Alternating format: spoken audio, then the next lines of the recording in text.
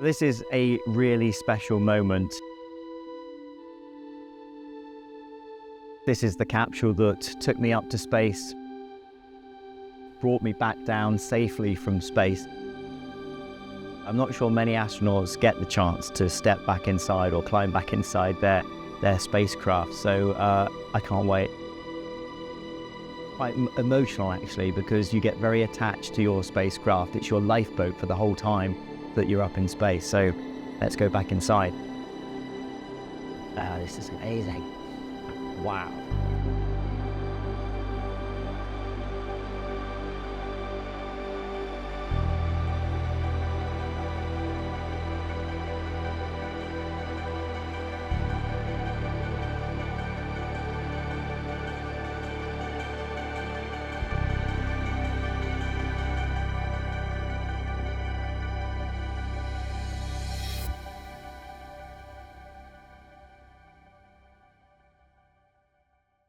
Hi, I'm Tim Peake and I flew to the International Space Station in 2015 for a 6-month mission.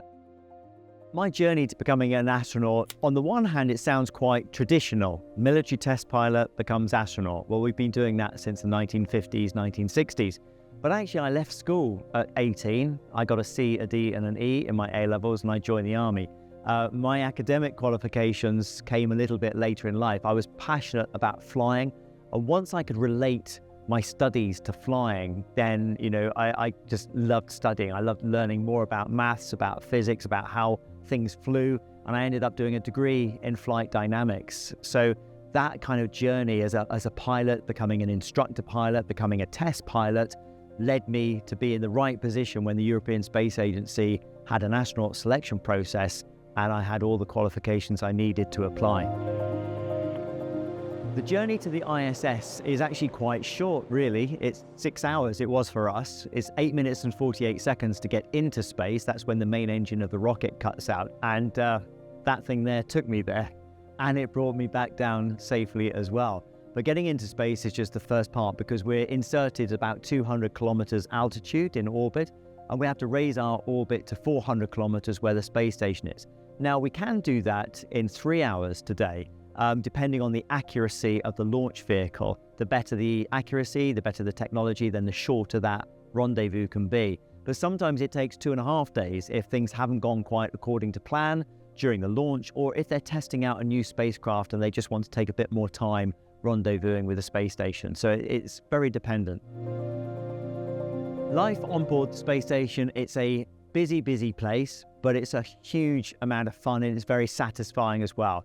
Probably about 65–70% of our time is spent doing the science program. That's the main purpose of the space station. It's a scientific laboratory. But also we have to maintain it. There's occasional spacewalks. There's a lot of cargo operations, equipment arriving and departing the space station. And we have to exercise as well. So we work a Monday to Friday, normally about a 12-hour day. And in the evenings, we're preparing for the following day. So Monday to Friday, really busy. Saturday, Sunday, we drop the tempo a bit. We try and treat it like a weekend, try and relax a little bit. Saturday afternoon, we'll do some outreach programs, maybe ham radio calls to schools. We'll clean the space station on a Saturday morning. And Sunday is when we'll get perhaps 2 or 3 hours of time to ourselves. Most of us just go take photographs and just relax a little bit, get ourselves ready for the week coming up. Highlights from the mission, personally, was going outside doing a spacewalk. That was kind of like another order of magnitude, if you like. Going into space is incredibly special, very privileged position to be in, but to actually go outside in a spacesuit was quite magnificent. We had to repair a solar panel at the furthest edge of the space station that had died, and so we had to restore full electrical power back to the International Space Station. Absolutely unbelievable going outside and just being surrounded by that vastness of space.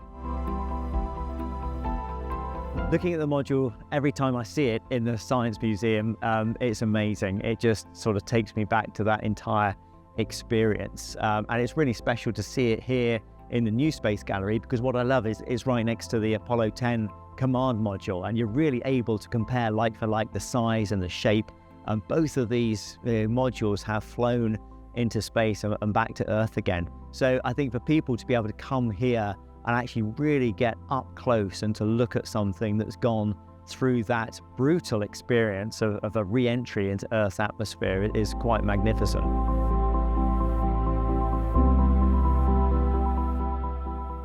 So anyway, you've heard enough from me. Now it's time to take a look inside the Soyuz.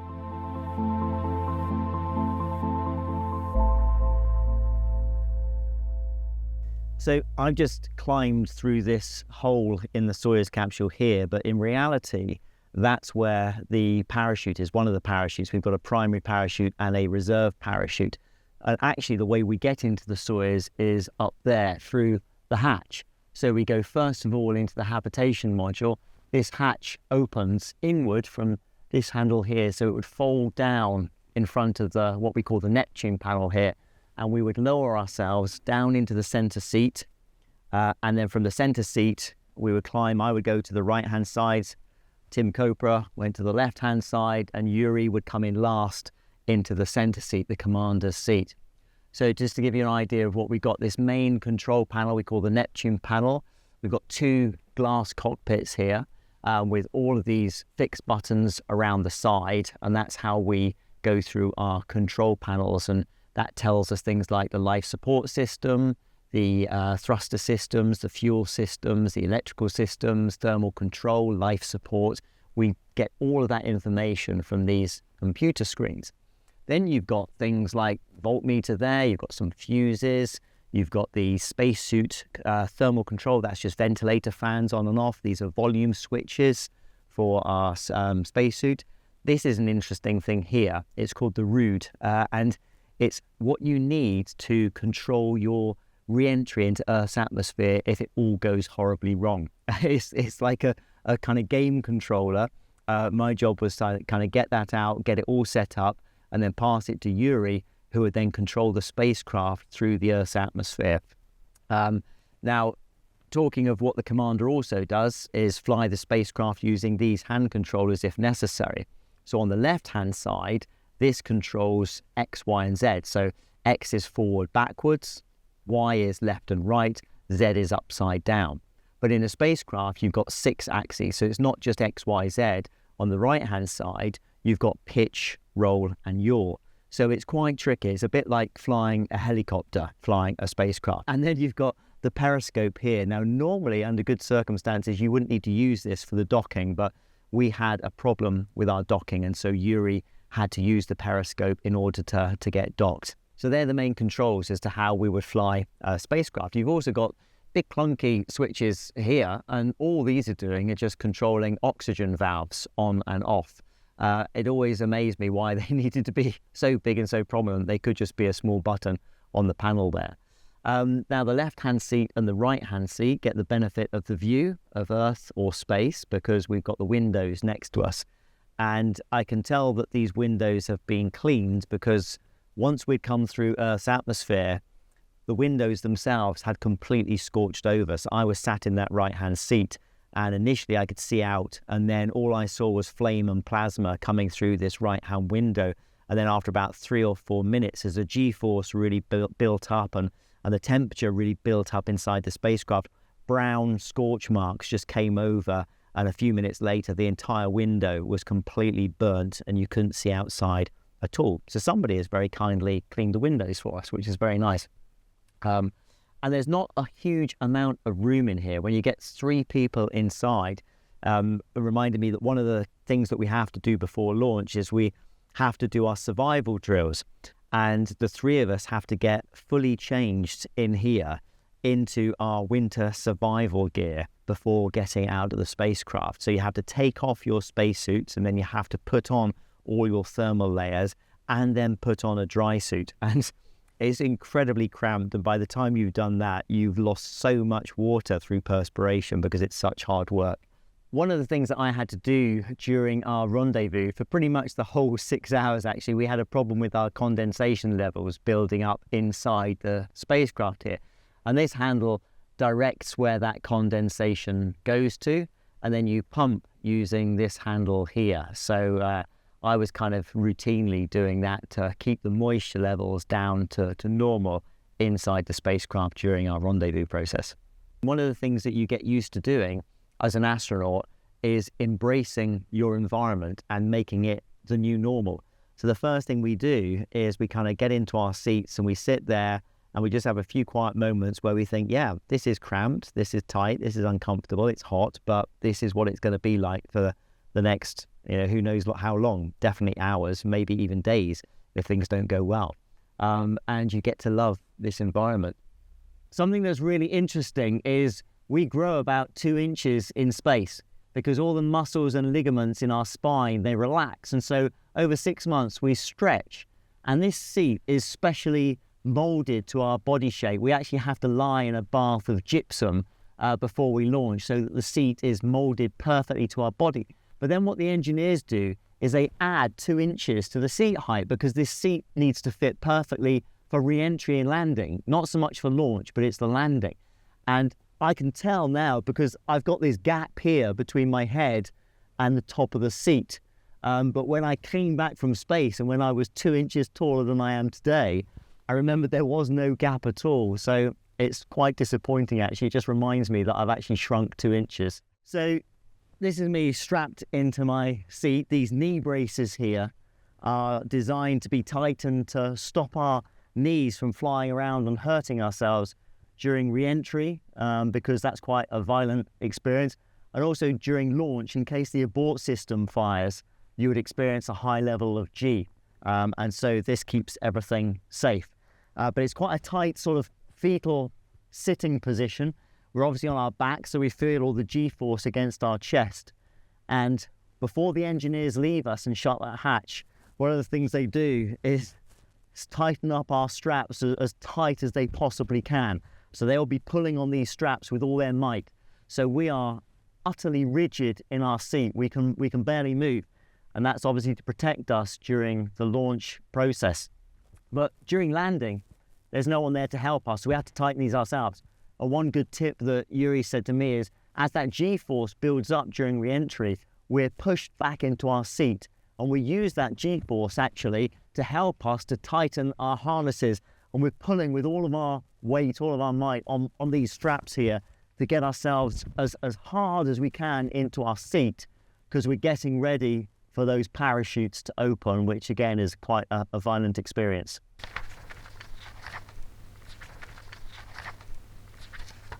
Now, all these documents here, that's what we call our board documentation. So our onboard documentation, it tells us all the procedures that we need for launch, for re-entry, for rendezvous, for docking, and emergency situations. So unsurprisingly, the red book is for when things aren't going according to plan. That's the emergencies. This is the book that if everything is going according to plan. And these are very special to me because these are mine. So these actually flew with me on my 6-month mission to space. And this is the page that I would have been looking at during launch. And it shows you the launch trajectory with the altitude that we expect to be at, the G-forces that we expect to be experiencing as well, and the time so that we can be preparing for the actual moment that the main engines cut out. Right, unfortunately, it's time to leave my spacecraft. I'd be very happy to spend the night in here, but I don't think the Science Museum would be very happy.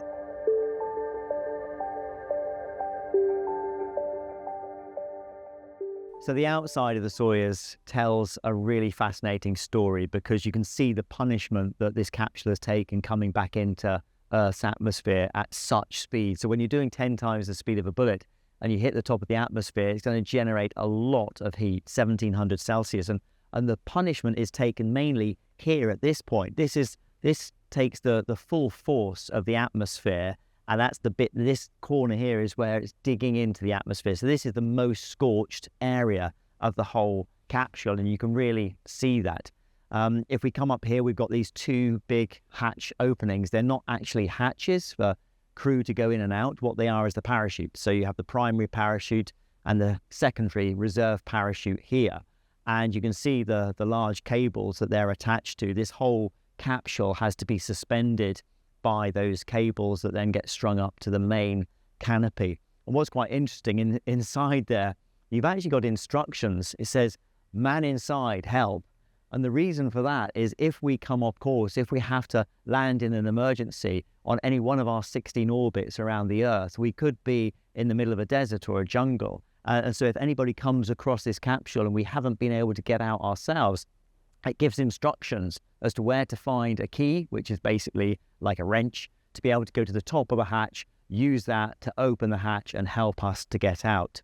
And then as we move around the capsule, what's quite interesting is, of course, we need to be able to control the spacecraft. So you've got various thrusters around here. So for example, these thrusters, they're going to control the roll axis of the spacecraft. And here you've got one of the windows. This is the left-hand seat window of the spacecraft. You've got an antenna for the search and rescue for when we come back into Earth's atmosphere and we're sending out a signal, and also a light as well in case we land somewhere. The search and rescue need that light to be able to identify where we are. And so moving further around the Soyuz spacecraft, here you've got this electrical connector panel, and before the spacecraft separates into 3 parts, this would be full of all those connectors going down to the service module where we have things like our power and our life support systems, our thermal control systems, and also connecting us to the habitation module, which is above the descent module as well. So the outside of the spacecraft, it tells a fascinating story, almost as much information out here as there is on the inside.